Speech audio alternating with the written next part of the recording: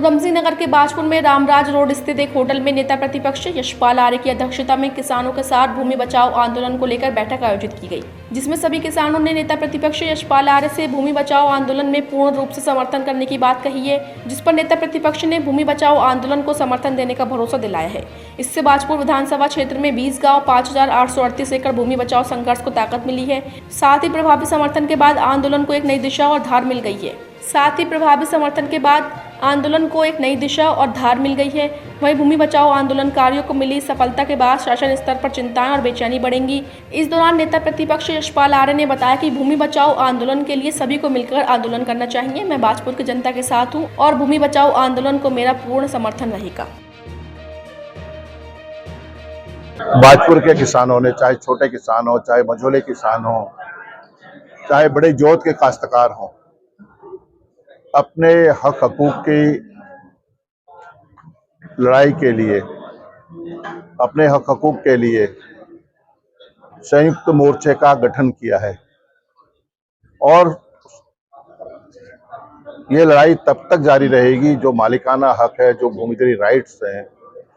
माननीय उच्चतम न्यायालय ने भी कहा है कि हम आपको भूमिधरी अधिकार दे चुके हैं, और 1958 में मैं भी भूमिधरी अधिकार मिल चुके थे। उसके बावजूद सरकार की नीयत, सरकार की मंशा में खोट है। सरकार यहाँ पर किसी और मकसद से, उद्देश्य से किसानों की जमीन को छीनना चाहती है। और इस लड़ाई में हमने विधानसभा सत्र में भी नियम 358 के तहत हमने इस प्रश्न को उठाया था और सरकार से मांग की थी। सरकार से कहा था कि इन्हें मालिकाना हक मिलना चाहिए जिसके ये वाकई हकदार है, लेकिन सरकार ने सुनाई नहीं की। अब आखिरकार हमारे बाजपुर के किसानों ने एक गैर राजनीतिक तौर पर संयुक्त मोर्चे का गठन कर इस लड़ाई को आखिरी अंजाम तक पहुंचाने का निर्णय लिया है। और इस लड़ाई में यशपाल आर्य यहाँ के एक जनप्रतिनिधि होने के नाते, एक सेवक के तौर पर इस आंदोलन को समर्थन देता है। और उन्होंने साफ कह दिया है कि ये लड़ाई हमारी निर्णायक मोड़ तक जाएगी और हम अब सरकार के पास नहीं जाएंगे, सरकार हमारे पास आएगी।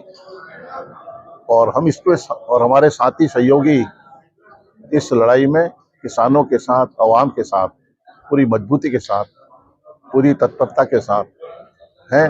और मुझे विश्वास है आखिरकार इस लड़ाई में जीत हमारी होगी। और एक गंभीर सवाल है। और देखिए, सब कुछ सरकार छीन रही है। छोटे लोग हैं, दुकानदार हैं, व्यवसायी हैं, व्यापारी हैं, किसान हैं, मजदूर हैं, जिनके घर बने हुए हैं, सबका हक छीन रही है। तो स्वतः ही एक बड़ा रूप लेगा, ऐसा मेरा मानना है। और ये एक दिन का, 2 दिन का आंदोलन नहीं रहेगा। ये आंदोलन जब तक चलता रहेगा, जब तक सरकार झुकेगी नहीं, जब तक सरकार इन्हें मालिकाना हक नहीं देगी, तब तक ये झुकेंगे भी नहीं। और ये आंदोलन खत्म, तब तक आंदोलन खत्म भी नहीं होगा। पहले भी विधानसभा सत्र में नियम 310 के तहत मैंने इसको माननीय अध्यक्ष से अनुरोध किया था कि हमें सुना जाए। माननीय अध्यक्ष विधानसभा ने नियम 58 के तहत मुझे बोलने का अवसर दिया और पूरे विस्तार से जो मेरी जानकारी थी सदन में